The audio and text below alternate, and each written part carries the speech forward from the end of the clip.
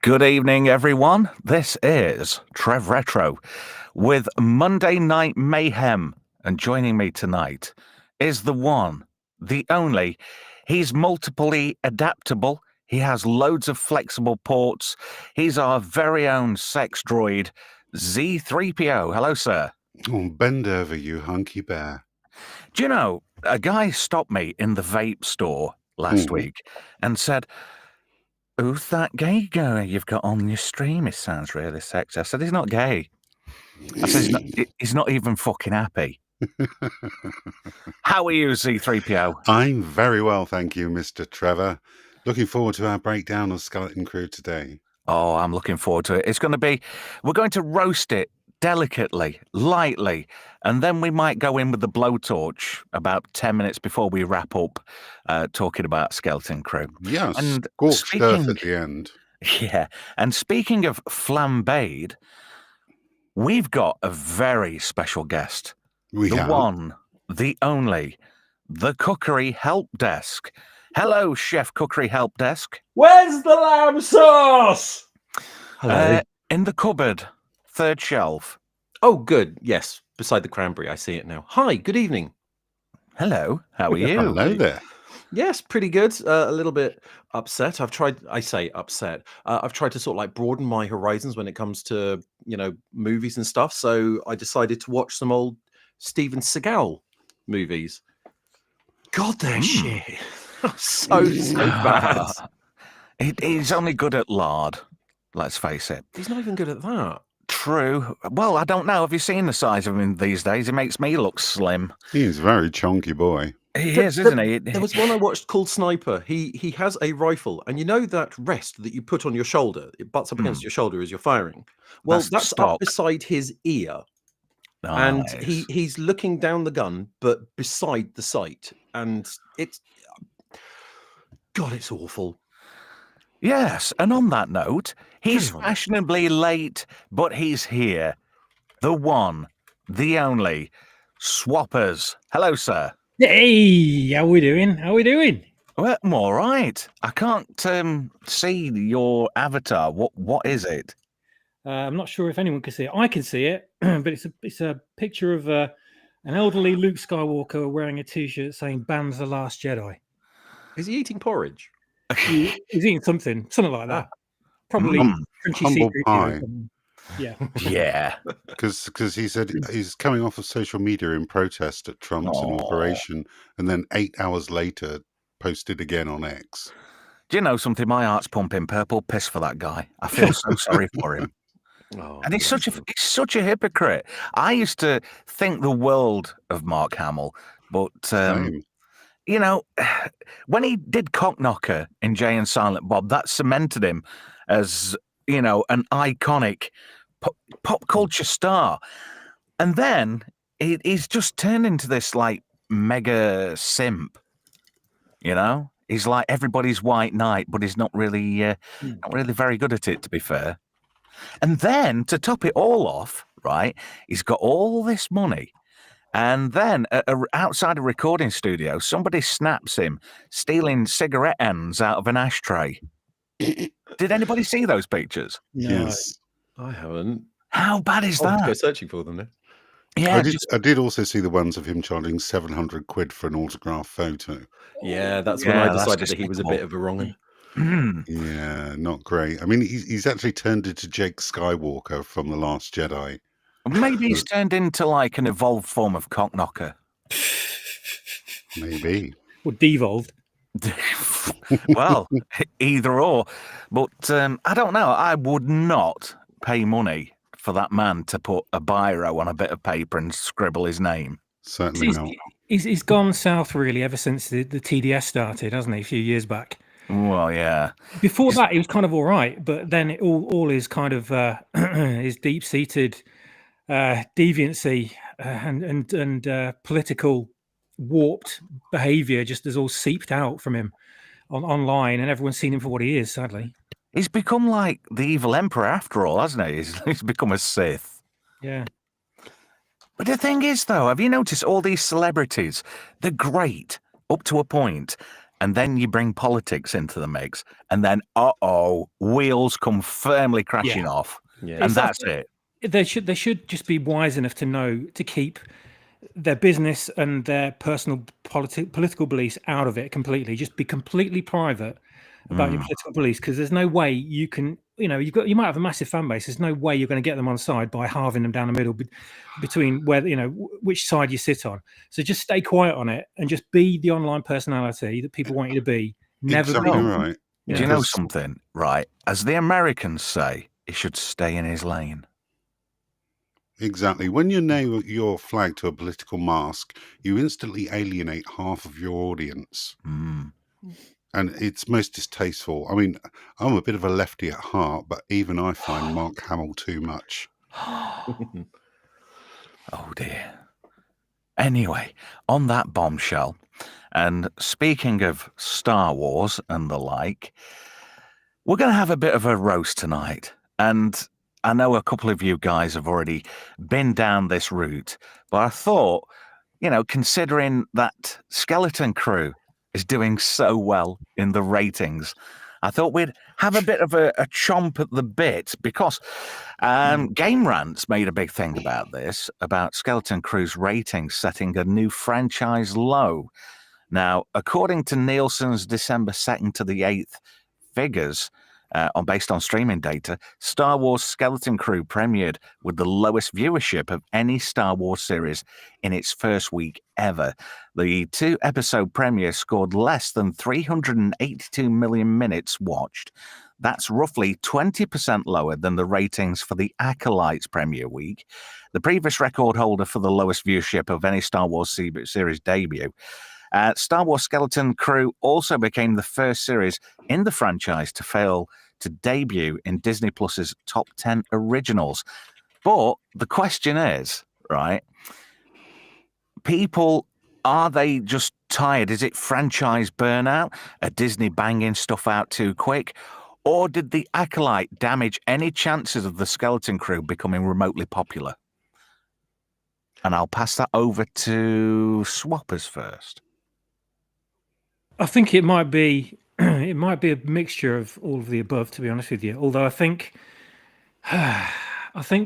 fans and also casuals have just had enough of Disney's dreck after being promised this wonderful thing by the trailer and what's going to come down the line on Disney Plus.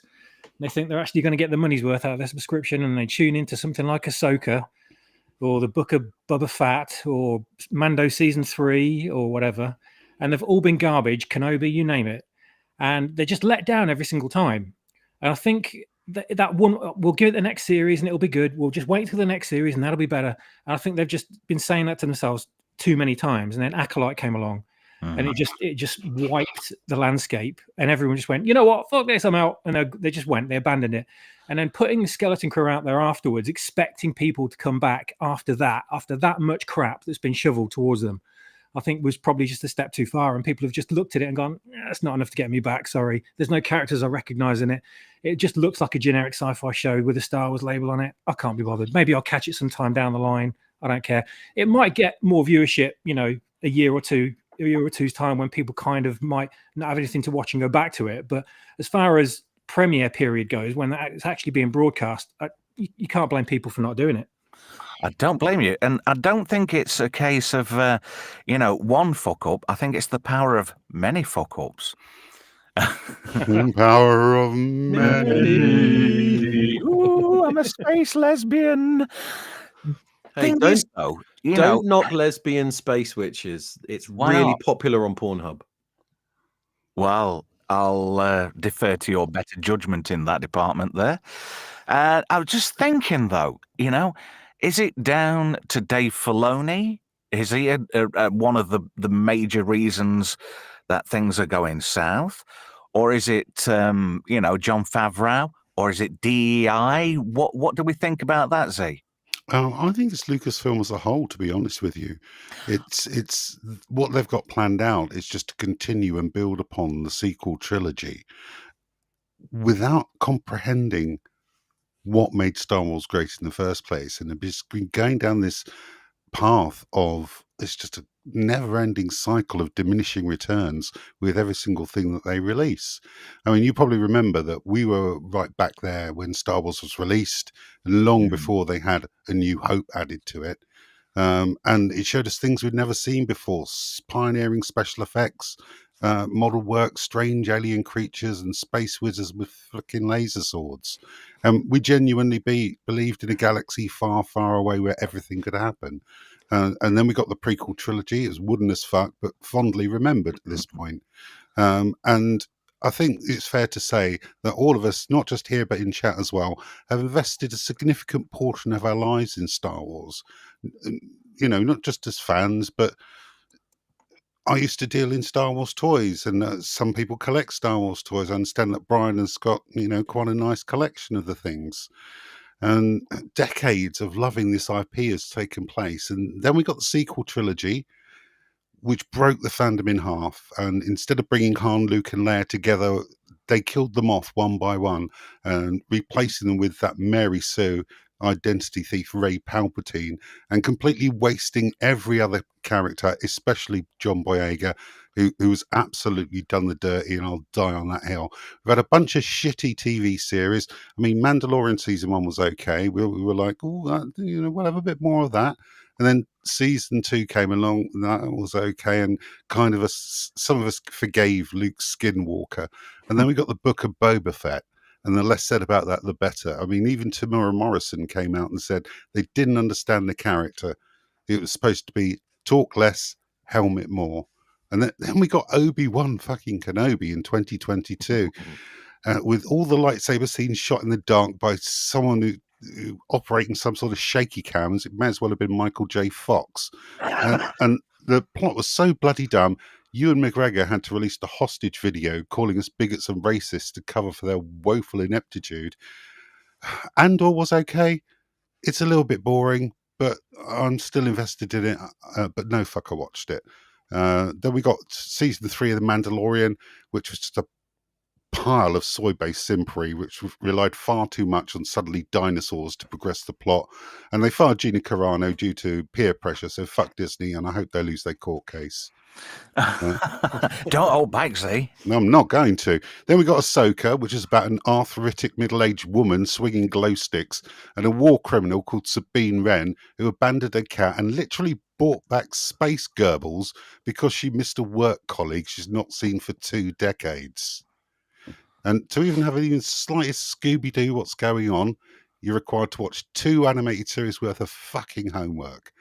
And then there was the straw that broke the camel's back, The Acolyte, a farcical fan fiction from the personal assistant of one of Hollywood's biggest predators, where we get introduced to lesbian fucking space witches and learn about changing your allegiances because of some evil Sith Lord dick.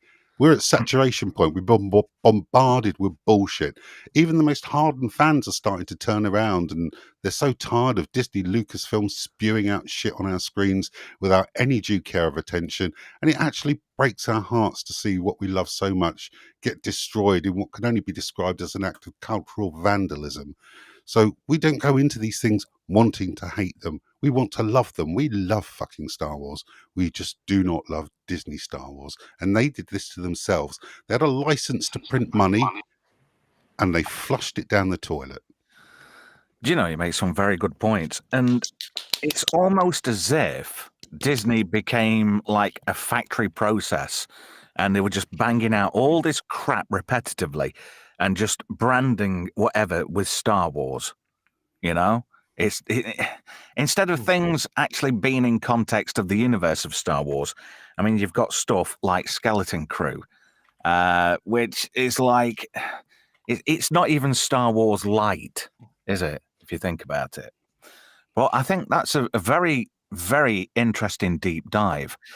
Help desk, what do you think? Well, aside from the fact that I'm trying not to reiterate everything Z has just said, because everything he said is completely true. But what I was going to say is this is not Star Wars. And I can prove this by the simple thing. I've said this since episode 1. If you cut the budget in half, you took the Star Wars label off it, and you just made it Kids in Space, Treasure Planet, pirates, you just made it Treasure Island in space, it would be a good series. If there's no IP attached to it and it's just its own individual independent thing, it would be a compelling story. Do you know what? You just made me realise this might be what they're doing, or like generic sci-fi ideas that they've had in the pipeline for ages. They didn't know what to do with, and they thought, let's just stick a Star Wars logo on it and change the characters a bit and then release it. It's the same thing I said about Discovery, Star Trek Discovery. They had an idea for a thing, thought it wasn't strong enough, so they stuck the Star Trek logo on it. And that's what they did with this. They just stuck Star Wars on it and hoped people bought it. Yeah, filled it full of member areas, relied far too much on 80s nostalgia, and they just didn't focus on the plot when they should have done that. Let's put this in there. They'll recognize that. What about this? You remember this? Remember this? I remember. Yeah, remember Barry. So it bad. just shows you when the writing's crap, let's stick a load of member berries in it. That'll make up for any lacking in plot or character development or, people that you want to root for. Has there even been a Disney Star Wars character that any of you can say, yeah, come on, I'm behind that guy, I'm really rooting for him? Because I can't think of anybody. Well, I can think of one. It might be tenuous, but I'd have to say Cara Dune, for me, is probably the only decent character that Disney have come up with so far. Baby Yoda could have been good, but they squandered that opportunity. But the only character I've genuinely liked, the only one I genuinely liked was Gina Carano's character. Yeah. You're just thinking of the jugs, you perv. Mando was really good in season 1 and 2, but then he turned into Bo-Katan's simp, and it all went down the shitter from there for me. Yeah. Any thoughts on the Book of Boba Fett? Because I thought that it was a bit of a shaky start, and then it started getting somewhere, and then it just turned into simpy shit. Yeah. I mean, you got a 2-episode interlude with the Mandalorian shoehorned in for some reason, just so that they can explain why Baby Yoda's back with him, completely undoing everything they did in the second season. And it was bloody ridiculous. It just didn't make any kind of sense. And they ruined a good thing.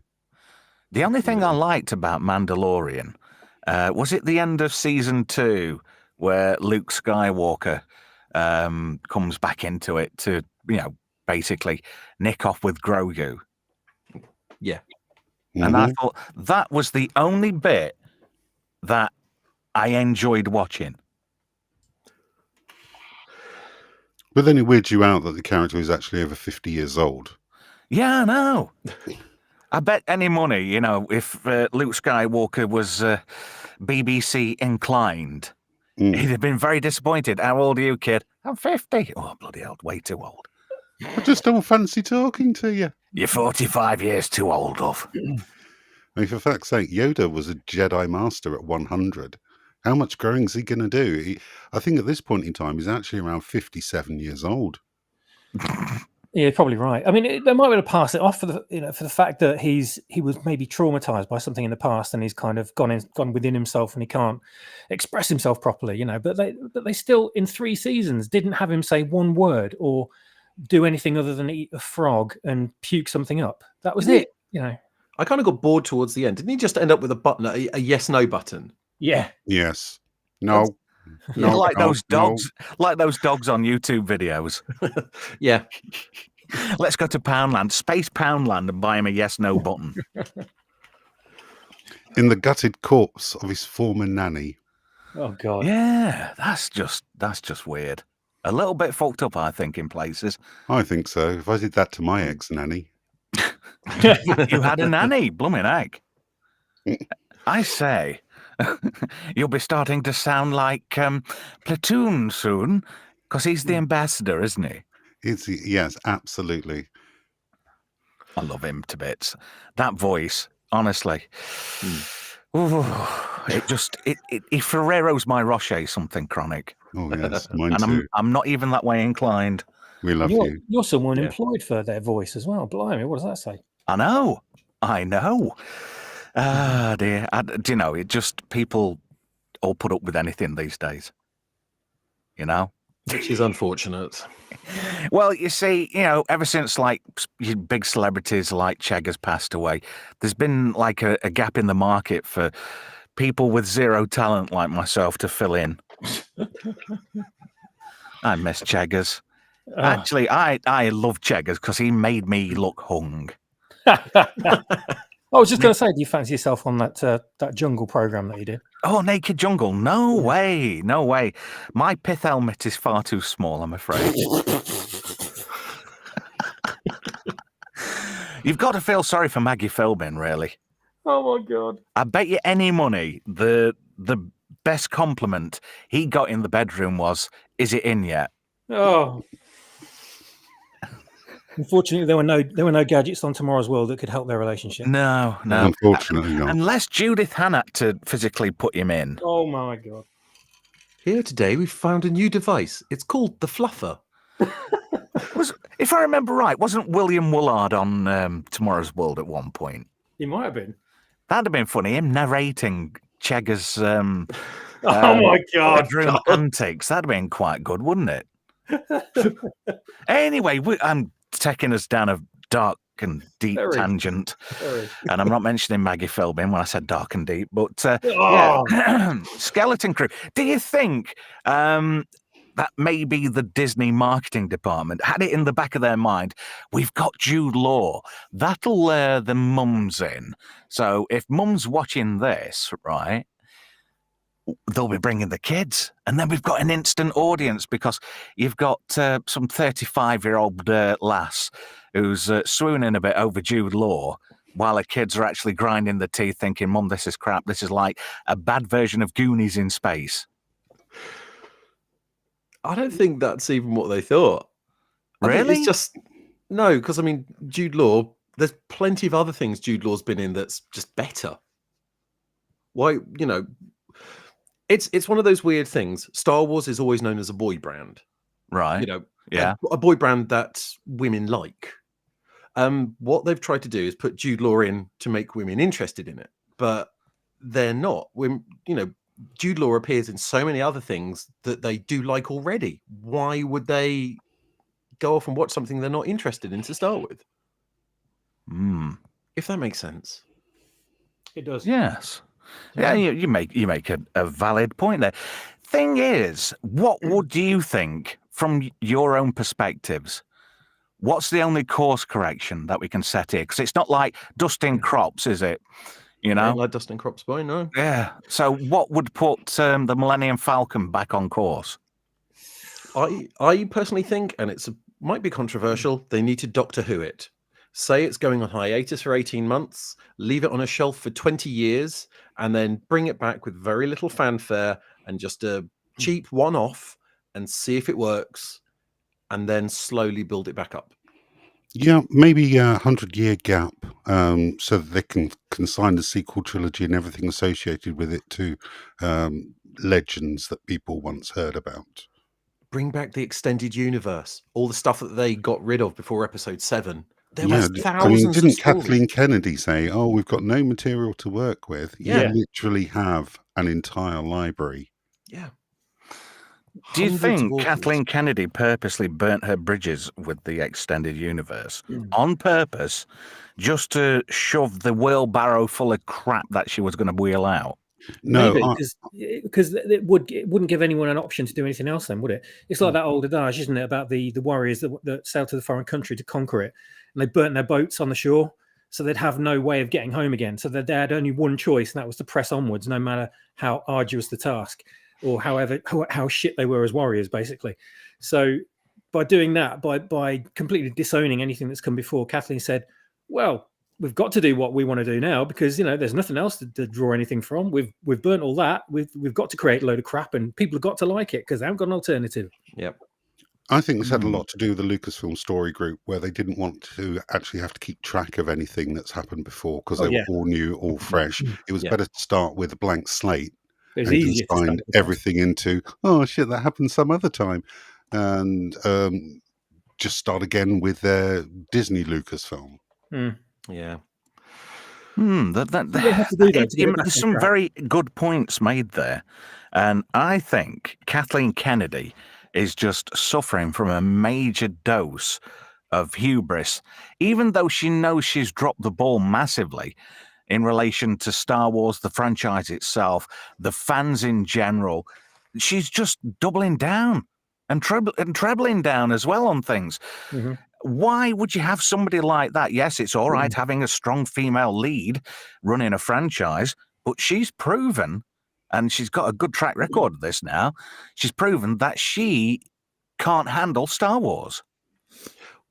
I was going to say they thought she was good because she rose up through the ranks of Lucasfilm with George Lucas, and when Lucas left, she took over. I don't think anyone figured out that she was just the one who went and got his coffee in the morning and didn't do very much else. When She's got her name on a shit ton of credits. she does, but everyone gets a name on a credit. You know, you can literally just sit in the corner wiping up poo from an elephant and you get your name in the credits. She's I got don't think fame, she can do fame from anything anymore, does she? association. Yeah. Yeah. You just hang around with the famous people and eventually you get involved. Yeah, she'll probably just appear on set for one episode of the recording of Skeleton Crew, and therefore gets a credit for the entire season for being executive producer. Yeah. It sounds that way, doesn't it? And I think coasting isn't doing the franchise any good. Doesn't matter how big a name you are. You know, if your name's on the tin and it's not doing the do, ultimately you're responsible for that.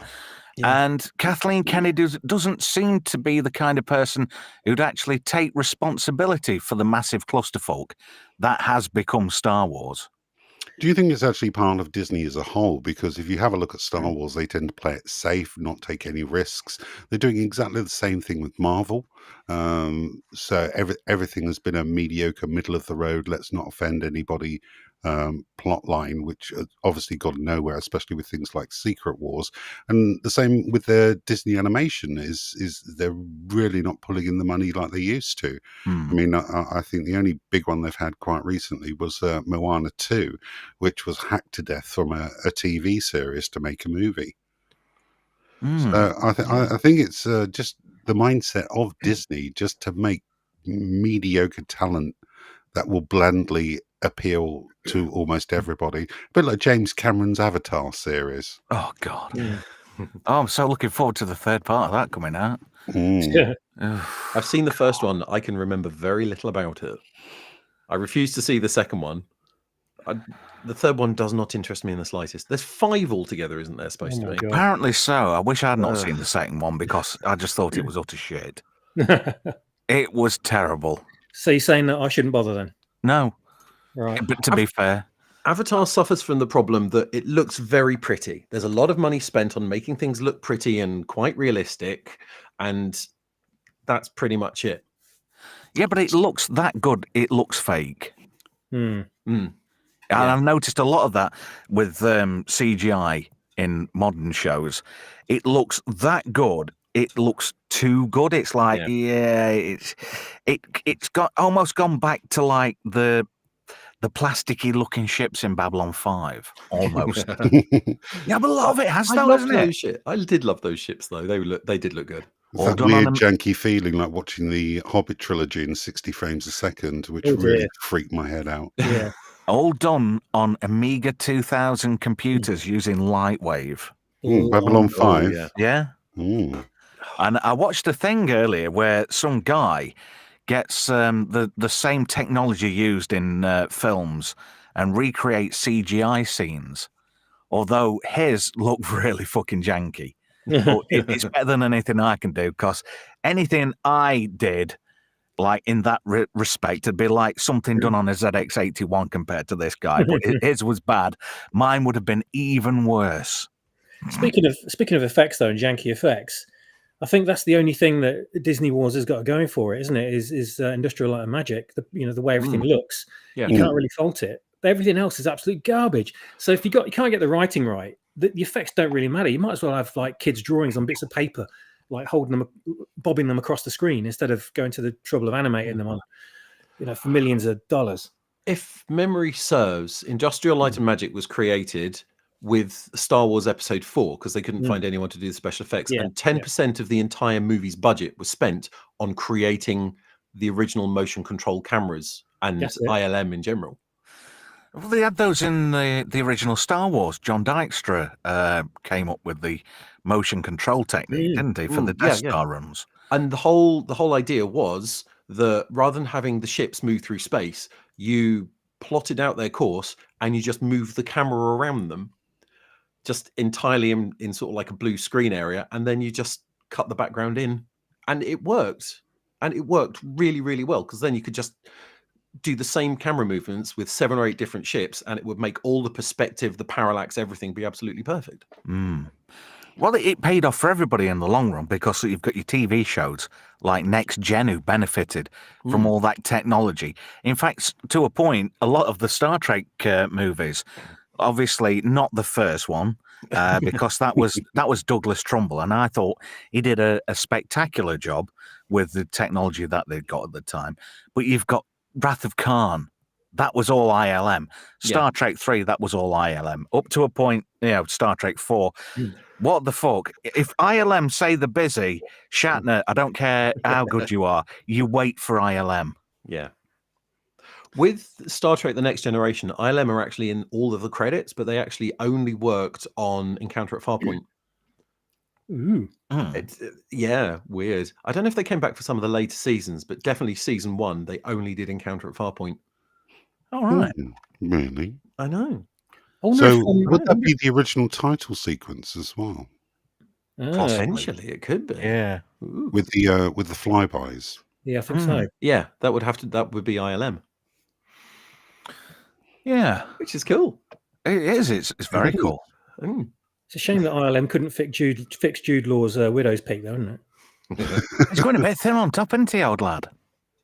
He's looking a bit rough. Well, maybe the money he got from this to be able to get some hair plugs. Hey, good point. But He looks a bit sketchy too to be hanging around kids. Oh dear. Don't. Now then. None of that here, thank you. We're a local shop for local people. We'll have no trouble here. Thank you. One thing I've got to give Skeleton Crew props for is they actually used ILM on the series, a mixture of practical effects and digital techniques, and also matte paintings. So they really did go back to basics instead of the over-reliance on the volume, which they were using to death in Mandalorian and Ahsoka. Yeah. Do you know, every time I hear Ahsoka, I think of that spoof Obi-Wan video. Did anybody else see that one? I'm not sure. Yes. I remember Ahsoka. She was a tasty minx. Yes. Whoever did that video has got some serious skills. Whenever I think of the word Ahsoka, I just think of wet t-shirt contests. I just keep thinking ass poker.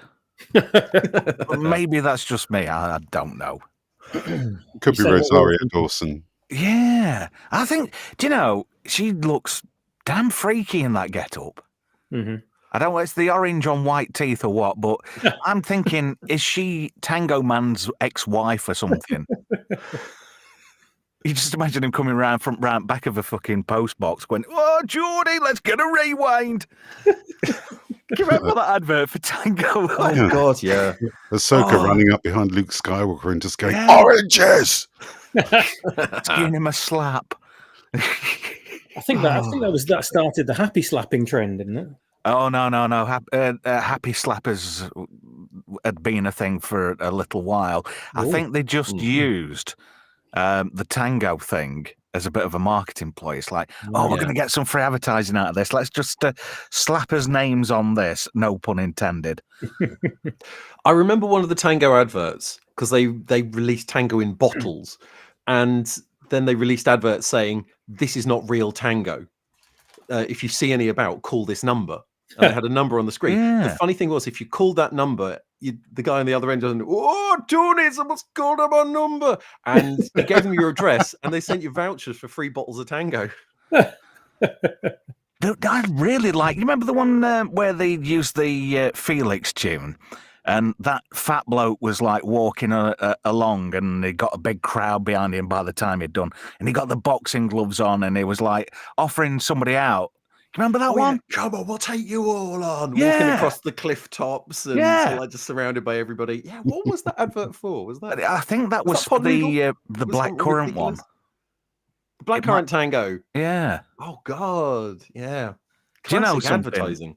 I've never been a real big fan of Tango, but I often wish that they'd bring Top Deck back because that was quality. I used to love that. 1% Shandy. Yeah, I know. You'd go to the school disco and you'd be there with a can of Top Deck, and you'd be like that advert. Can you remember the beer advert in The Young Ones, where Ben Elton's at the bar? He goes, "I had a pint of ordinary, and the girl, she saw straight through me. So I had a pint of Hawk, and now she's going to screw me." Can you remember that one? No, I just remember calculating that if I drank 8 cans of that, that's the same as 1 can of beer. Nice. And then you're pissing like a donkey for an hour. Exactly. And burping like an exhaust pipe for 3 days. But it was at the disco back in 1986. Yes. That dodgy guy with a beard who looked like Alistair Peary from Razzmatazz.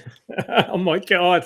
Anybody was used to before my watch time. Razzmatazz? I did. Good God, God, alive. that was shite. It was crap, wasn't it? I used to hate it. I really hated it.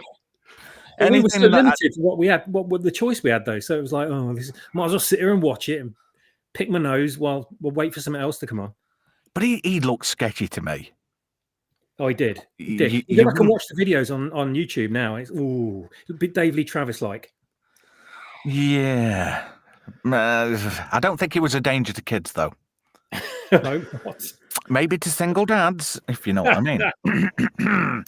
So, is that it? Have we done roasting, or have we got anything left? Have we got anything left in the barrel? I will say the last episode is pretty good.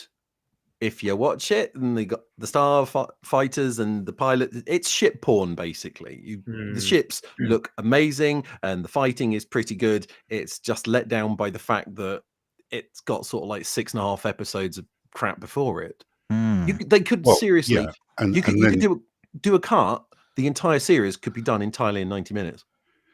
And you've got that what the fuck moment right at the end where the rebellion. Don't spoilers. Don't spoil. In case anybody's not seen it. Yes, where they appear and stuff. Yes. Do you think this would have been better if they'd have condensed all of it down and cut all the crap bits out and all the unnecessary meat? If they'd have trimmed every bit of fat off, would it have made a nice 2-hour movie for TV kind of thing? It would have been better. It would have been. Yeah. Still would I have been think it would have bad, been. but it would have been better. Yeah, but they could have saved themselves a ton of cash, trimmed the fat right down, and got it so lean it worked. Yeah, Yeah, true. definitely. It That might would have have- been forgiven a lot of its transgressions for being a lot tighter and just generally a bit snappier and easier to digest instead of dragging it out for like several months. Yeah, I think it would have worked better as a small sort of like cottage industry kids movie. You know, Yeah. Star Wars for kids. Because It's so easy to fix the franchise from this point onwards, though, because people say that, oh no, Star Wars is dead. They've ruined it with this, and people don't care anymore. They could just turn it around in a flip of a coin. They could turn it around. All they need to do is like how I think Help Desk said earlier on, was reinstate the expanded universe, make an announcement of it, and say we're going to have this continuity, which is going to be like the Legends universe, and we're going to start with this movie and do this and this and this and this. Yeah. It's not going to affect the stuff that's already out there and stuff that's already been. It's going to continue directly on from Return of the Jedi. So if those fans want to come back and see all this other stuff that they've been yearning for years and years and years, then it's going to be there. And then the fans that are for all the Disney stuff that's been created, that's also going to be there. So you can pick and choose and watch what you like. Everyone wins, and Disney wins because they're going to get a fuck ton of cash. True. So it could be fixed literally overnight, but they're so fucking arrogant. They Star won't. Wars is suffering from the same thing Star Trek is. And unless they clear the decks, they clear everybody out, and handpick people who aren't only just fans, but people who care about the franchise, care about good storytelling, great writing, character development, people who are good behind the camera, who can make these actors get the best out of them. I mean, you've got people like Jonathan Frakes. How good would a Star Trek series be if he was directing like the whole series. I know he did one or two of like Discovery and Picard and whatnot, and I thought those particular episodes really stood out in the crowd.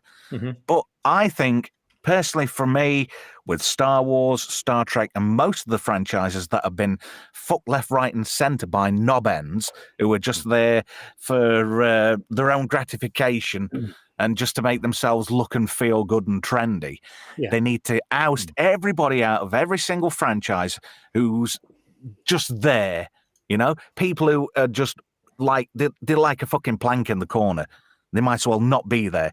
Get them all out, get people in there who can make a difference, who care about these franchises, who respect the fans, and who are interested in creating new fans to a franchise. Anybody else that got any final thoughts on Skeleton Crew before we move on? Go on. I will say, you mentioned Jonathan Frakes. Thunderbirds, in the chat, Mr. Brown Lights, you're absolutely right. Thunderbirds was pretty terrible. So he's not perfect. Other than that, Skeleton Crew, we need to put it to bed. We need to put Star Wars to bed. We need to get it out of common memory and start again later. Yeah, I mean, it's quite possible to resume in the same universe. I mean, Doctor Who took a 16, 17-year break. Yep. And came back fighting again with Chris Eccleston. It can be done. Yeah. Just get all the top EU authors, lock them in a room, and don't let them out until they've written a trilogy. The Doctor Who always had the advantage of, because it's time-based, so you can change the past. So you can kind of erase crap that you might not have liked before by saying, oh, no, none of that happened. We've completely negated all that now. So who just quickly, now you mentioned Doctor Who is the modern day equivalent of Sylvester McCoy? Is it going to be Scooty or is it going to be Jodie? It's going to be Shooty because Jodie's more like Colin Baker. Is generally despised by everybody, may redeem themselves in the audio dramas. You know, Jodie, I thought she just came across like, you know, the sympathy shag at the end of the night in the disco. The last girl left in the disco. Yeah, and you think, you'll do. Like, well, hang on a minute. You know, I'm only going to wake up next to it at about 4:25 and creep out of a window. Probably break my ankle, but I've got away with it. She is, though, isn't she? She's that sympathy shag. Yeah, kind of. She was back. I mean, she's done other stuff before, and she's been okay. Yeah, she was brilliant in Attack the Block. Yeah, but the problem was the direction she was given was rubbish. So it came across in the acting that she was pretty terrible, and I don't think she'll recover from that. Well, she didn't study the character at all. Didn't research the character as a person. Well, yeah, they kind of did. I mean, David Tennant did. Matt Smith did. I take that back. I take that back. What I was getting at there was like Jodie and Scooty, you know. But I'm still of the thought that Capaldi was shoved out purposely. Yes. To make way for Jodie. He didn't want to go. You could tell he didn't want to go. And I don't think they started tampering with his storylines towards the end. I think they thought, hang on a minute, if we piss him off enough, he'll go. And then we can bring this bird in. Yeah. Because Capaldi started to get the bad writing where the writers just sort of like didn't care. But you could tell through his acting, he was giving it his all. I mean, you hear some of the monologues he's got and he gets them over so well with so much emotion. They sound fantastic. You know, the one from the story of the shepherd's boy and the bird chipping away at the Diamond Mountain. That's amazing. The one where they're in the Black Archive and you got the twin boxes, Attack of the Zygons.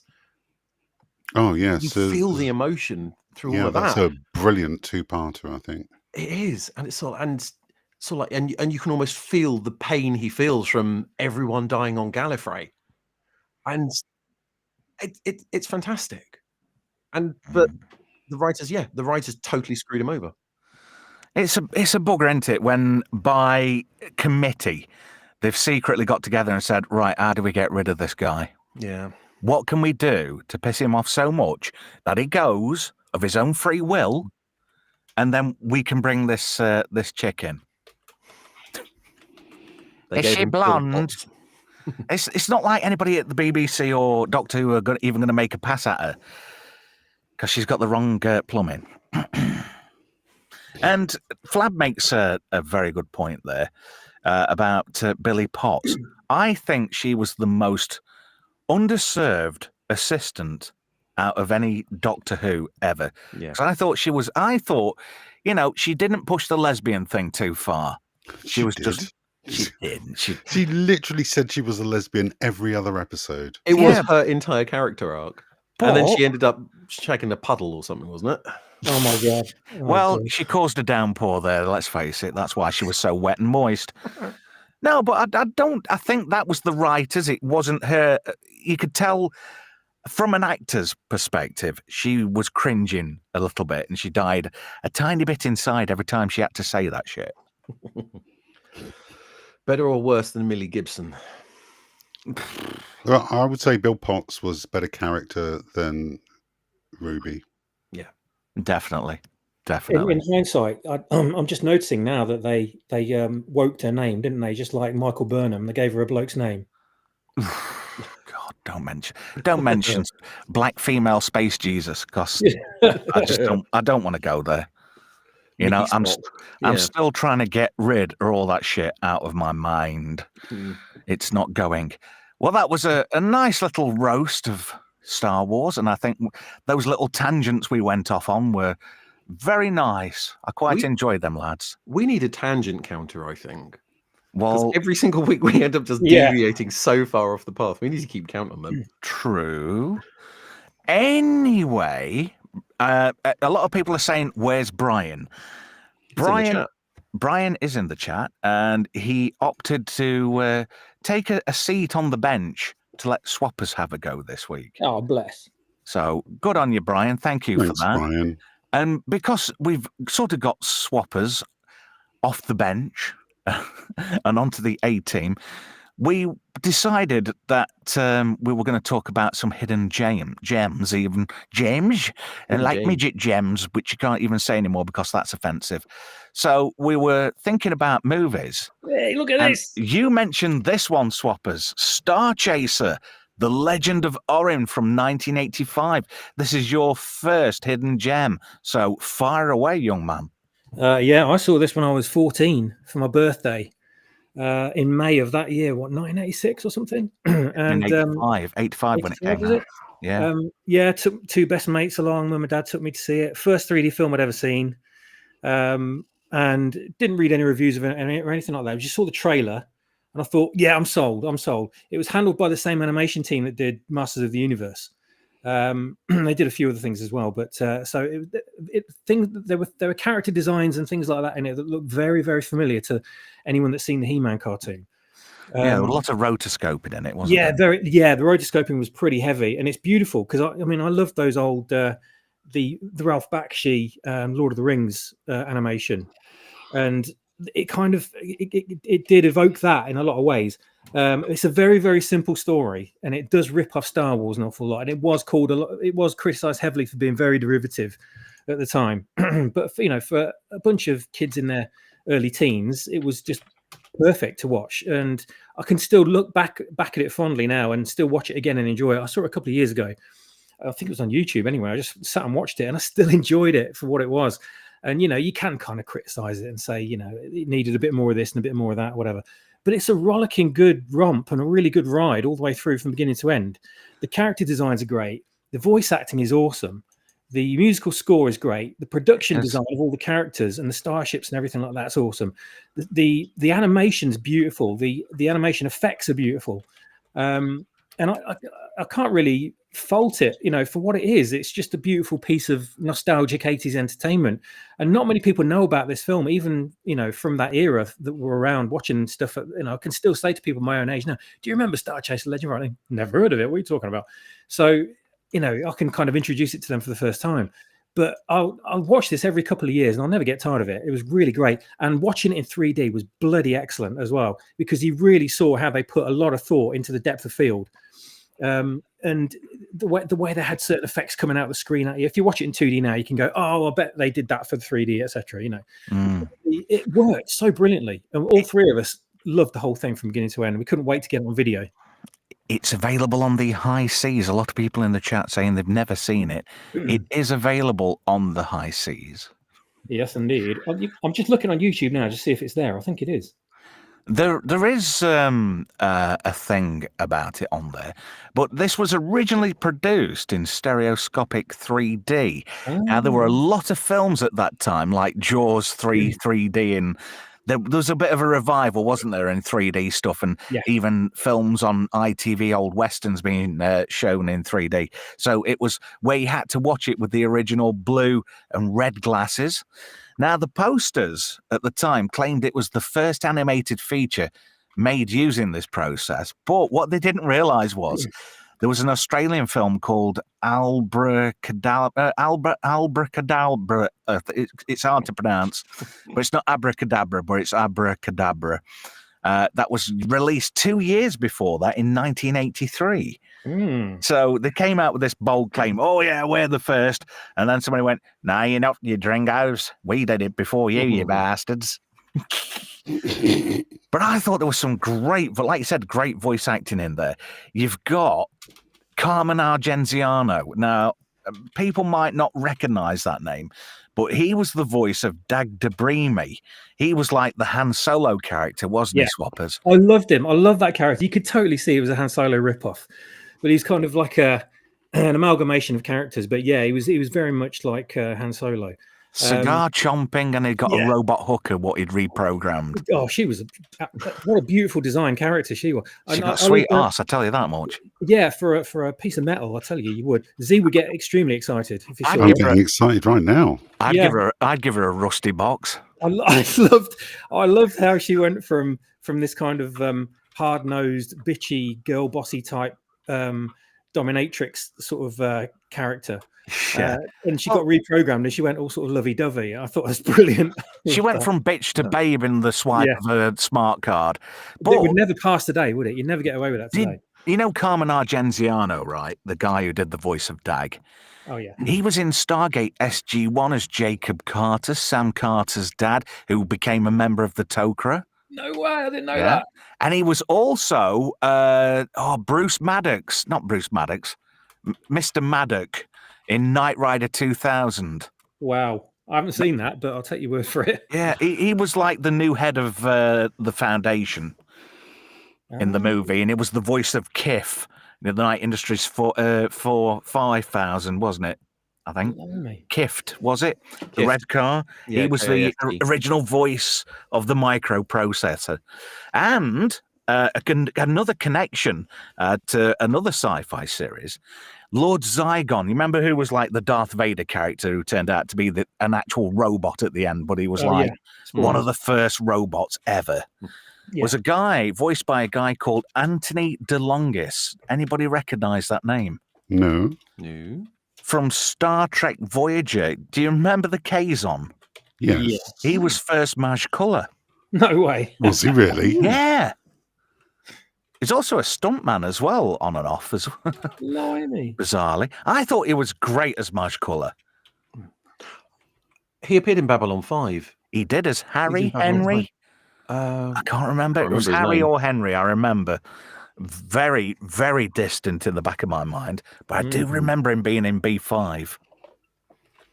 Anybody else seen Star Chaser Legend of Orion, or is it just me and Swappers? It's just you two. Yeah. I'll tell you something, though.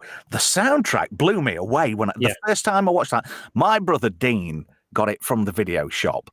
It was quite considerably older than us, but we really appreciated him bringing that on video because it was a Sunday afternoon. There was snooker on. My dad were a knob, and we outvoted him, and we watched this on VHS, and it was fucking immense. Yeah, absolutely. I mean, I was a little bit gutted that it wasn't in 3D, but you don't really need to have it in 3D. It just adds that bonus element to it. It was it's close to the bone as well in a lot of respects. Yeah, absolutely. And what I loved about the cinema experience using the 3D, it wasn't the red and blue 3D. It was like the lenses were clear. And I was like lifting them off and putting them back on my eyes again to sort of see the difference. You lift them off and everything looked blurred. You put them on again and everything was super clear and in 3D. And it was like the new, it must have been a new kind of cardboard glasses technology, but it worked really well. I'd love to get a 3D version of this again if possible, if they ever made it. But yeah, it was just brilliant. You like you say about the soundtrack, superb. Like I mentioned earlier. Did you go boz-eyed when you took the glasses off? Probably, I didn't see myself. Oh, I actually know how that works. It is rotary polarization. You have one that has a spiral going to the left, and the other lens has a spiral going to the right, and you have matching filters on 2 separate cameras or 2 separate projectors, and they're just lined up pointing at the screen. And so you get 2 different perspectives, but they have to be filmed at the same time with 2 cameras literally separated by a few centimeters. why have they never made any Scandinavian films using this technique? That would be fantastic. Yeah, it would be great in VR now. Just stick the headset on and Oh no! I think VR. I don't know what it is about VR, but it makes me go really like seasick. Yeah, I get that now as well. Yeah, isn't it weird? It's like after about 10 minutes, you're like, am I going to puke now? Yeah, I know. You also don't want to find yourself in the middle of a gangbang. Yeah, not in VR when they're all dressed as furries. Not when they're surrounding you, and they're all big black guys with. I can't escape. Oh God. Just a bit of a flashback to last week's Monday Night Mayhem. MC says, I watched Robot Jocks last week on my recommendation. What did you reckon to it, MC? Was it well worth it? Anyway, that was Star Chaser, Legend of Orin. We'll just add Tread on the end of that. It might look like a kid's movie, but there are some very adult elements to it. Can you remember the bit at the start when Orin escapes into the real world? And he finds those mutants, those cyborg mutants. Oh, that want to chop him up, yeah. Oh, it gets really nasty and dark and violent and all sorts of bloody and stuff. It gets very dark and grim. Yeah. So, there are elements. I mean, that's why we loved it as kids, because it wasn't a typical sort of a kiddie experience. It was quite adult in a lot of places. Yeah. So I thoroughly recommend it. Go and check it out. A lot of really dark and gruesome deaths and all kinds of things, and rude, like slapped arse jokes and stuff, and it was it was great. Yeah, it's like there was stuff in there for the dads. You got your Saturday morning dads who took the kids to the cinema, and there was stuff in there to keep them entertained. It's like, well done, Dad. Thank you for bringing your kids to see this crappy movie. Yeah, here you go. Here's a treat for you. It's very unwoke as well. It is a sign of the times when things were a lot simpler, and you didn't have to have this fucking awful mind rot going off. Yeah, absolutely. Moving on to your next film, Swappers. Do you want to hang on? There we go. Strange Days. Indeed, yes. This came out in 95. Well, I thought it was 96, but maybe it was 95. It surprised me how good this was. A bunch of us went to go and see it. We didn't know. We just saw the trailer and thought it looked interesting and didn't read any reviews. And I thought the premise sounded quite interesting. And the film wasn't what I expected. I don't really know what I expected. Probably some kind of sci-fi near future action drama. But it turned out to be a really, really interesting premise about almost like VR, this technology that's in the movie, where you can record your experiences, your mental experiences, and save them on a disc, and you can give these discs to other people to experience. If they've got the same unit, they can basically not just hear and see your experience, but they can feel it as well. They can completely live that moment themselves. Do you want to know something? A strange fact about those discs? Yeah, go on. I'm holding one of those discs in my hands. Is it a Sony mini disc? It's a Sony mini disc. I've got a mini disc, a batch of mini discs in here, and that's what these discs were. But the one thing that always blew me away about this film, they ripped off. Go on, you know what I'm going to say. Brainstorm. Brainstorm. Oh God, yeah, of course. The Christopher Walken movie. Yeah. The premise of this, for me, I'm sorry to railroad you, but I'm on a tangent. I'm sorry. Yeah, go on. But this was like a mix of Johnny Mnemonic, a bit of The Matrix, and I mean, directed by Catherine Bigelow. Yeah. And you can tell James Cameron wrote this, and he wrote it with a guy called Jay Cox. So you've got your stars. You've got Ralph Fiennes in it, Angela Bassett, who looks super fucking fine. This is one of the things. That's one of the things I'll take away from this movie is how oh my god, I was lusting over Bassett for bloody years after this movie. She was so fit. in Or this film. you've also got Juliette Lewis in it, and I've got a thing for Juliette Lewis. Although I have heard a rumor that she's been a bit rough in that department, and I wouldn't touch her with a barge pole. But what I didn't notice in the back of my mind, it had got Private Pile in it, Vincent D'Onofrio, who's now the Kingpin. Yeah. It also got William Fichtner in there, and Michael Wincott, who was in Alien Resurrection. Oh yeah. And I thought, it was good. And do you know, I knew you'd like this film because the premise is a former cop who's turned into a bit of a street hustler accidentally uncovers a conspiracy. Indeed, yeah, indeed. That's what I mean. Unbeknownst to me, I was into that kind of thing way back then, but that's probably thanks to being exposed to the X-Files, etc. So it segued very nicely straight into Strange Days, and it's kind of a Black Mirror kind of experience as well. This movie, where it's kind of this is where technology could take us if we go in that direction. This is what could happen, and they kind of double it all up with a murder mystery as well, which is very cleverly done. There's a neat twist in it. But all those things, conspiracies and all that sort of stuff, weren't necessarily my takeaways. It was more sort of how sexy Angela Bassett was, and Juliette Lewis's nearly bare ass for part of the movie. Do you know, Angela Bassett is the only reason I watched Supernova. Supernova? I don't think I've seen that. The one with James Spader in it. No, I haven't seen it. Lou Diamond Phillips. I'm gonna have to go and watch this. We'll talk about that another time. Yeah, when we've got a bit more time. But there was something else this film reminded me a little bit. I kind of got like a Existenz kind of feel off it as well. Yeah, true. Whether that's just with the wetware, shall we say? Is it wetware they call it? Yeah, this kind of a variation of VR, isn't it? And it kind of had that feel to it. Yeah. Which was it's a very underrated film.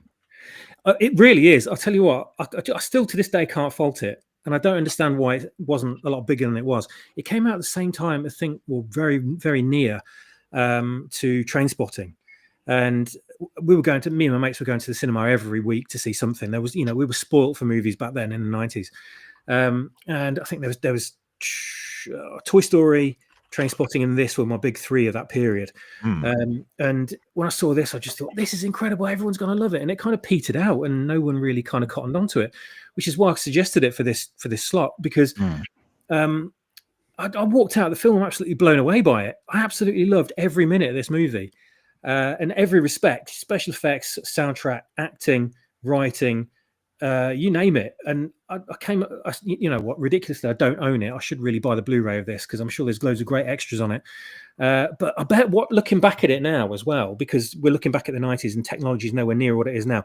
You could probably go like, oh, that's not how it turned out. Oh, that's, technology or communications didn't turn out that way, etc. Because there were no mobile phones back then. There's barely the internet. There was all this stuff that we had back in the late 90s that probably didn't exist in this film.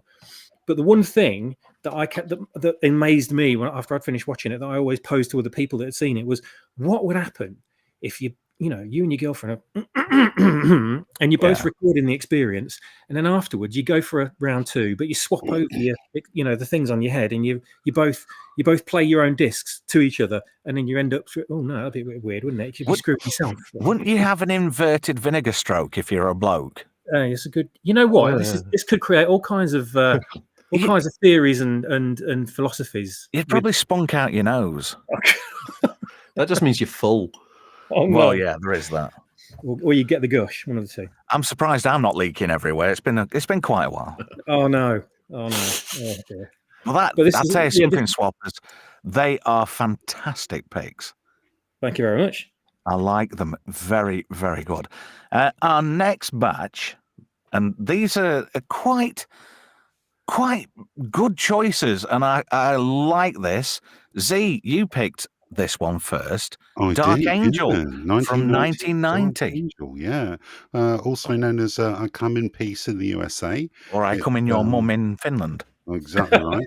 It's an action sci-fi movie where Dolph Lundgren plays a cop on the edge, called Jack Kane, which is akin to Jake Bullet from Red Dwarf. He's forced to team up reluctantly with an FBI agent and tackle a bizarre crime wave on this straight to VHS gem. It's about an alien drug dealer who arrives on Earth to harvest human endorphins, which he extracts from the brains of his victims by overdosing them on heroin. As you do. And it's got Dolph, it's got titty bars, it's got aliens, heavy weaponry, casual homophobia. What is not to love? And it's also got everyone's favorite generic Asian bad guy, Ao Leong. Yes, and I like in the credits, Matthias Hughes is just down as bad alien. He is. Isn't his name something like talcum powder? Talc, that's it. I know it was something to do with talcum powder. But he does actually say very, very little in the movie, apart from I come in peace. Did you know, right, Catchphrase. an interesting fact about Matthias Hughes I've just discovered, who played the film's alien bad guy, performed all of his own stunts because there were no doubles who could match his size of 11 inches. Wow. Oh, God. He was 6'5". He was a big lad, apparently. Very, very tall guy. And he got them boots on as well, and that made him look even bigger. He was absolutely bloody ginormous. And the guy that was going after him as well, because there's two aliens in the movie. One of them is playing a cop who's trying to get hold of him, basically playing Dolph Lundgren's role from the alien's point of view.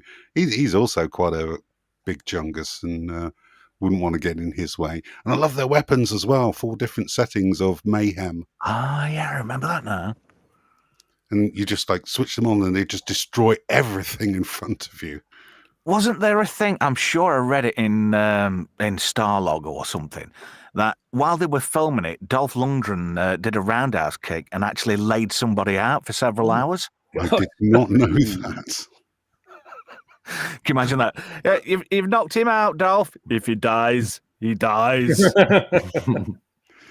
Oh, and you got that really fantastic cliche line at the end where Talit goes, I come in peace. And Dolph goes, and you go in pieces, asshole. Yeah. I forgot about that. Crikey. I don't think I've seen this film for 30 years?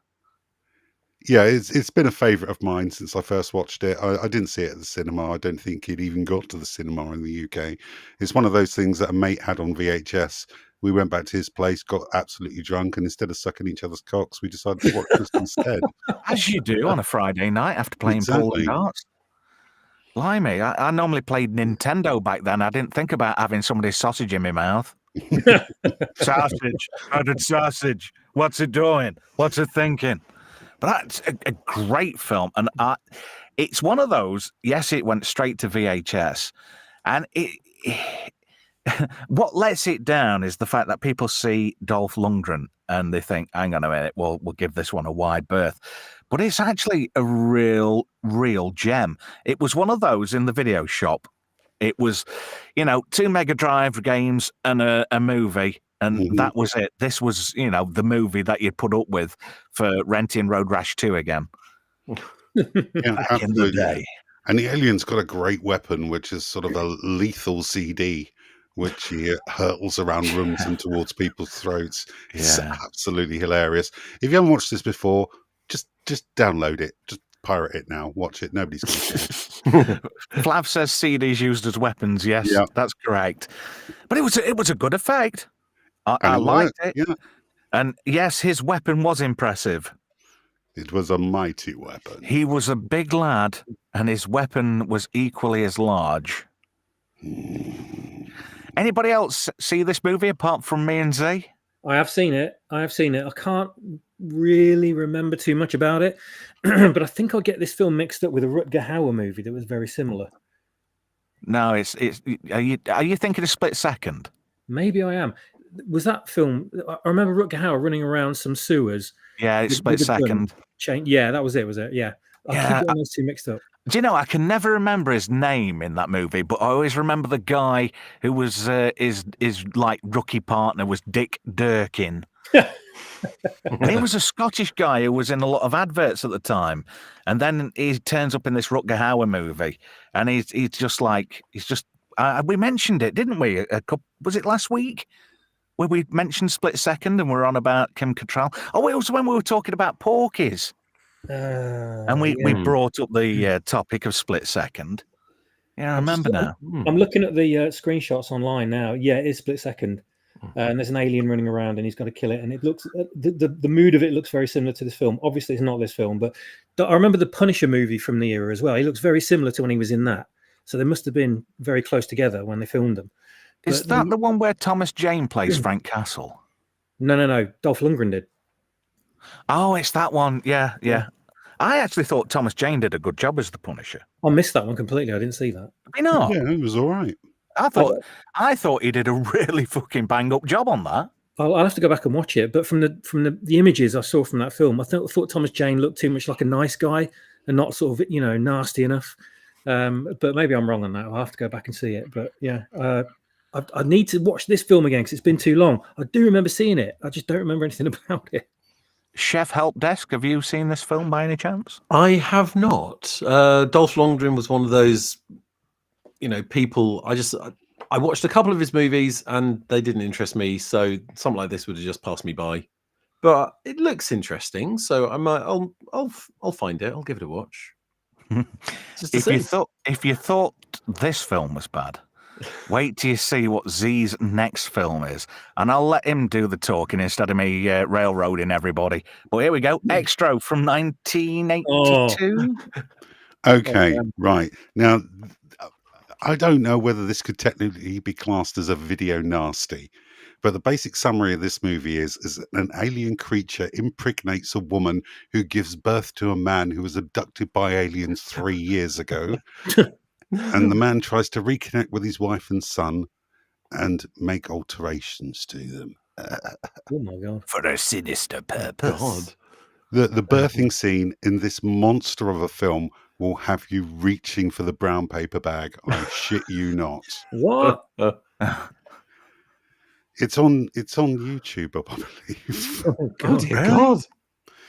But yeah, this really freaked me out when I watched it. It was the first movie to actually freak me out. My dad got it on VHS. He just basically said, "What do you want to watch while you're with me?" And obviously, being heavily into sci-fi, I don't know, something with aliens in. And this is what he brought back. As you do. I'm just reading the plot on Wikipedia. Every single sentence is worse than the one before. Mm-hmm. This is insane. So, like, they visit the farm where they used to live, and then one of them is knocked out and used as a womb for alien eggs, and then another pair start to shag, and then one of them starts to bleed and decompose, and then there's an upturned fridge, and then you... Oh, Jesus Christ. If you want one of the most awful, fucked up sci-fi horrors of all time, forget aliens, get Extra. Excellent. Oh my God. I think it also spawned 2 sequels, but I haven't watched them. You're right. And Yes. do you know, it's weird. The only person in hindsight, that I recognised in the cast was Miriam Darbo. She was in it, if I remember right. But Philip Sayer, who was one of the lead characters, he was actually Welsh. And he'd got about 40, 50 credits to his name, but he mainly did stuff on the BBC. He was a classically trained actor. Oh, really? But yeah, if you mention impregnates and aliens, what's that one I'm thinking of? Is it Inseminoid? Anybody seen that one? Oh, what You a don't even need to film. see that. You just need to hear the title, don't you? Yeah, I you know. can gain everything you want from that. Jesus. Yeah, but this is proper freaky sci-fi horror. It's got a 5.6 on IMDb. It is as bad as it sounds, but it's still going to be my recommendation. It's a good one. I like it. It is borderline video nasty. It's in that territory, isn't it? I quite like it. And let's have some more classics. Now, this film, when it came out, Project A, 1983, it's not to be confused with a Danish adult movie of the same name. Oh my God. No, Help Desk, this is one of yours, so if you want to talk us through it a little bit. This is one of mine. So, okay, all of mine are actually quite nice movies, and they are actually worth watching. This is one of Jackie Chan's early works. Obviously, he used to be sort of like a stuntman for Bruce Lee, left to set up his own sort of like stunt school. And this is one of the movies that he made after that. Project A, it's a story about police and pirates, arms dealing, and it features some of the best sort of like kung fu action. And one of the stunts in it, he's handcuffed to a flagpole. He climbs all the way up the flagpole, jumps over to a clock, is dangling by the hands, and then falls 3 stories through Woo. sort of like cloth awnings. The stunt goes wrong, and he smacks into the metal bar of the last one before flopping on the floor, but then carries on acting. What? The movie itself, and it was physically him doing the stunt, and you can see every bang on the way down. You can see the pain in his face. The whole movie's like that. Oh my And God. He carried on though. He sucked it up and just cracked on. He did. It's a beautiful movie. It's got a good plot, and the characters are great. And it's MC checking out the other project. Yeah. Yep. But no, this It's is Danish, definitely 1978. it's definitely worth watching if you like kung fu, because it's the proper Jackie Chan comedic kung fu movie. Fantastic. And it's great. It really is just a great watch. Has anyone else seen it? No, I I haven't heard of haven't. it. I've seen both versions. Oh my God. I liked the bicycle. There's a bicycle chase scene. They're being chased by the bad guys, and they're on bicycles, and they're going through really narrow alleyways. One of the ways he gets away from one of the bad guys is he puts his feet up on each wall, swings his bike, and knocks him in the face. And again, that bit went wrong because he picks his bike up, turns it round, and as he goes to jump on it, the seat had fallen off. And we're right about that saddle, be like sitting on a razor blade. And you can see the pain on his face, and he's jumping around, grabbing the seat, slaps it back on the bike, and carries on. Ooh. So is it subbed or dubbed? You can, I think there's it's two it's versions, subbed. isn't there? There's one that is subbed, and there is actually another one that is dubbed. Is there a dub? I haven't seen the dubbed one. I've only seen the subbed one. It's more when this got shown on. It was shown on BBC Two, if I remember right.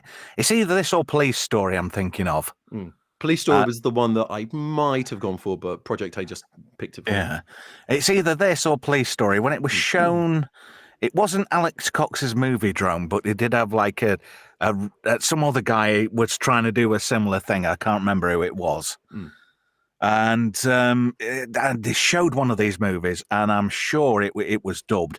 But if you look at the credits for this film, director Jackie Chan, writer Jackie Chan, stars Jackie Chan, electrician Jackie Chan, food Jackie Chan, makeup Jackie Chan, toilet cleaning Jackie Chan. Yeah, like I said, Nice. he'd just gone off to start his own thing, so he was doing a lot of the work himself, and it's a fantastic. It is so fantastic. You really got to give it a watch. It is. It's a cracking film, and it is on YouTube apparently. How bad is that? It's like everybody's picked out these hidden gems, and I've seen them, and I agree that they are hidden gems. And it's only now I'm remembering that I've seen half of these things. This is a good one. Gavin Blackburn says in the chat, I haven't given the chat much attention tonight. I do apologise because I'm doing more than one thing and I've got ADHD and it doesn't work. But Gavin Blackburn says, pegged by a bicycle. I'm not quite sure what that means, Gavin. Honestly. That is a good pick. And your second film for this evening, sir, is this one. Yep. I went a little bit left field with this one. If you haven't seen it, you do have to watch it because it is ridiculously funny. When it says a screwball comedy, it's not kidding. Even though it stars Barbara Streisand. Is there any actual screwing of balls in it? No. That's a shame. She gets to sing a song at one point, but that's the only downside. Other than that, it's hilariously funny. The entire premise of it is that there is a bag that is filled with government secrets. And it's having a handoff after a night at a hotel. But there is a matching bag that contains priceless jewelry, and another one that just contains Tumbula musical rocks, just literally just rocks. Hmm. And then a fourth one that contains ladies' clothes. And it's what would happen if all four ended up in the same place at the same time and accidentally kept on swapping. Yeah, couldn't make it up. But the comedy is so ridiculous in it, and it all happens in such subtle ways. And then you get to a point where, there was one point where Barbara Streisand finds herself in Ryan O'Neill's room, so she takes a bath. He then comes back, and his fiance's on the phone. She says something, so the fiance tries to come in, so he pushes her out the window to stand on the window ledge. She nearly falls off. She's hanging by her fingernails. To cover the sound of that, Ryan O'Neill turns the television up. People are banging on the wall, so he tries to unplug it from the wall, but the plug's stuck in the wall, so as he pulls it out, it then makes the curtains catch on fire. The entire room burns down. She smashes back in through the window, and then the next day, the manager comes in and says, "Please, would like you to leave." Yesterday. It's just sort of, from something such a simple action, the entirety of the movie is based, and it just happens over and over and over again. And there's a fantastic car chase, and it's set in San Francisco, so you've got the massive hills, and the cars go jumping. And it's. Is there any tramp shitting in the streets? No, but there is a Chinese festival where they're on a bike and they get caught up in the parade and they end up stealing the dragon and just cycling down a hill very, very fast. Wouldn't that be weird if Ed Sheeran was in it as well? It's brilliant. It is a great movie. It is. You start laughing near the beginning and you do not stop laughing until the end. Yeah. Well, this is kind of like an odd pick for the genres we cover, but you know, I am a fan of classic comedy. I love a good classic comedy. You give me anything sort of like Day to Day, Brass Eye, Young Ones, all these proper retro stuff. Brown or Brass Eye? Brass Eye. Oh, sorry. Brown Eye. Have you been doing cake? What? Joss Ankler's spunky backpack? No, not at all. I love the bit where Bernard Manning goes, "If you do fucking cake, you're a daft twat." Health advice from Bernard Manning. Yeah, and if you have no idea what cake is a made-up drug. It is created in factories. It is entirely made. It's a made-up drug. He's rubbing the noses in it, but because they're all sycophants, these celebs. Yeah, they read what's written in front of them. It does me when they get Noel Edmonds, and he does go hook, line, and sinker. I'm sorry we're kind of rushing this, but we've only got 8 minutes left, so 2 more to squeeze in, and these are mine. First one being Soldier. Anybody else see this classic from 1998? Oh yeah. Yeah, I've seen this. Kurt Russell, Jason Scott Lee, Jason Isaacs. You got Sean Pertwee and Mr. Buttered Sausage himself, Butter Sausage, Gary Busey in it as well. What a great film! Anyway, Are you going to continue there? now I'm driving a bus through the fucking gap.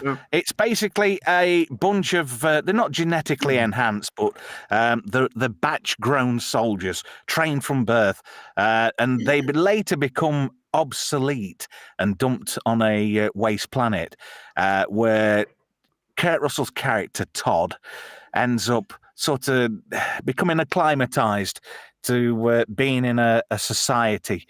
And then Jason Isaacs comes along with his new batch of soldiers, and they want to clear the planet, you see. But Kurt Russell's going to save the day. But there's also a bizarre connection with Blade Runner. Anybody remember that connection? There's a spinner in the junkyard. Not just that. There's another connection. Go on. You're so close with this one. Oh God! By saying spinner. There's a gun in it. There's a gun in it from Deckard's gun or something like that. No, one of the battles where Kurt Russell's character Todd is decorated was at the Battle of the Tannhauser Gate. Oh my God! Wow. Ooh, Okay. Yeah. shared universe. Yeah. Interesting. So I thought that was a real gem. You know, it's like, wow, this is in the same universe as Blade Runner. Very cool. Anybody else have any thoughts on this? Who's It's been seen a it? very long time since I watched this. Wasn't Sorry, I Sean just- Pertwee in this as well? I already said that. Yep. You did? Wake Sorry, up. I was coughing when you must have said his name. Yeah, I remember You watching weren't. You were thinking, checking out that other Project A. shh, God's sake. I've only seen the Sorry. trailer. I was like, Sorry. I was watching it thinking like, oh, Sean Pertwee's character is a bit shortchanged in this. You know, he's got his missus with him, and then Kurt Russell comes along and starts knobbing his wife or something, and before you know it, they're sleeping together. I'm thinking, hang on a minute, this guy's got no emotions whatsoever, and he's managed to pull this bird. Is that what we need to do in life? Is go out into the world to get a girlfriend? Is be completely emotionless? Well, he had to adapt to different kind of weapon usage. So Yeah, it must be his trigger finger adeptness managed to sort of. do you know what really got me about this movie? And this is a thing about Jason Isaacs. All the characters he's played, I've despised, and he seems to be able to play despicable characters so easily. And I don't know, he's just got one of those faces or what, but you look at him, and if you were in a boozer, you'd want to twat him. Or is that just me? Yeah, that sounds about right. That's probably why he plays a lot of cads. I don't know what character did he play in Event Horizon? Was he an arsehole in that as well? No, he was in that with Sean Pertwee as well. Oh, Jason bizarrely Isaacs. enough. Yeah, they're both in Wasn't that. he? Weren't Wasn't he? He wasn't Smitty because that was Pertwee's character. they? Yeah, But wasn't he one of the engineer crew? I think you might be right. Yeah, Yeah. you're right. Anyway. Yeah, he does look a bit sort of evil though, doesn't he? Naturally. Yeah. Right, so I'm going to have to make this one short because I want to squeeze this one in. Because this next film is finger-licking good. I don't know if anybody's seen 1989's Wes Craven fantastically underrated movie, Shocker, which is about a serial killer who's sent to the electric chair and uses electricity to come back from the dead and carry out his vengeance on a kid who turns out to be his son. And it stars Peter Berg as Jonathan, Mitch Pileggi from Stargate Atlantis, who plays Colonel Stephen Caldwell. Also, he was the guy who killed Devon in Knight Rider 2000. Because he was Thomas J. Watts in that. It's also got John Tesh in it, who was from Entertainment Tonight. Ted Raimi's in it. And also Michael Murphy, who was in Phase 4. God, I had no idea. And according to Wes Craven, the film was severely cut for an R rating. It took around 13 submissions to the MPAA to receive an R rated instead of an X rated movie. Oh, I want to see the X rated version. Some of the scenes are actually in the VHS release. There's a scene in it where he's like praying to this TV demon, and he's connected up to his TV, and there's all these sparks flying. He's going, "Come on, give it to me!" And this big pair of lips comes out the TV and goes, "You got it, baby!" And it shocks him.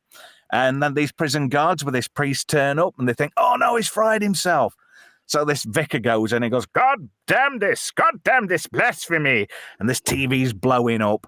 And then these prison guards are like, oh no, he's gone and fried himself. Warden's gonna really give us a kick in. Got to get him mouth to mouth. And he says, no, it's not. He's an animal. So anyway, this guy starts giving him mouth to mouth. And after about 4 or 5 goes, as this guy goes down to give him another lungful of breath, you see his mouth open and his teeth, and he grabs hold of this guy's lips. And then it's like, ah! And this other guy gets his fingers in to try and like part his mouth apart.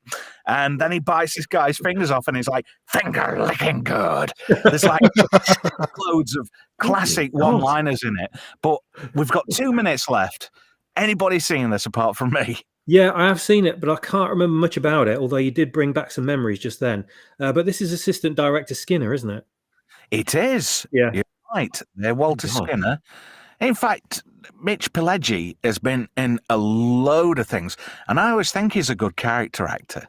Very underrated. Yeah. And I thought it was great in Stargate Atlantis. Very, very. And that's pretty much our time up. We've got 52 seconds left. So I want to thank everybody in the chat. Sorry I've not got around to being too chatty with you in the chat, because I'm still getting my head around this. And I'm a bit of a knob end. and technology does me. So I am trying my very hardest to work around everybody and, get me head around it, but I'm floundering. In fact, I am Flounder from Animal House.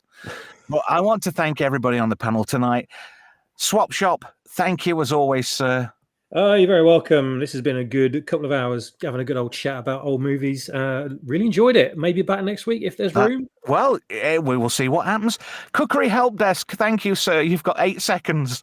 I set fire to nothing. I'm happy about that. Thank you. Z3PO, you've got 4 seconds. Kill all humans. Nice. Thank you for joining us. Fuck